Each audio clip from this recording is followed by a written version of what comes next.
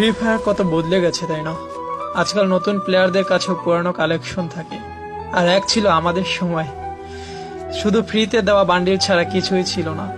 যখন বাকি তিনজন মিলে সাদা অ্যাডাম বান্ডিল পরা প্লেয়ারকে চেতাতে থাকতাম, শালা নিজেরাও নুব হতাম, কিন্তু অ্যাডামকে চেতানোর মজাই ছিল আলাদা।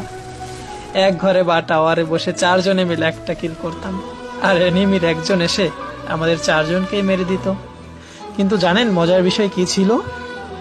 কেউ জানতোই না ডায়মন্ড 1, 2 বা হিরোইক কি জিনিস ছিল। সবাই শুধু গেম এনজয় করতো। তখন রিভাইভ না দিলে কেউ বকা দিত না বা গালি দিত না। ওই সময় যে নক হয়ে যেত সে চিৎকার করে করে বলতো, ভাই তুই পিছনে পালা, সামনে এনিমি, তোকে মেরে দিবে।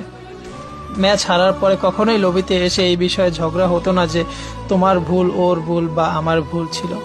কারণ চারজন মিলে একজনকে মারলে সবার হৃদয় ভয়ে কাঁপতে থাকতো। জানেন কেন? কারণ তখন ফ্রি ফায়ার বন্ধুদের জন্য একটা মজা ছিল, গেম।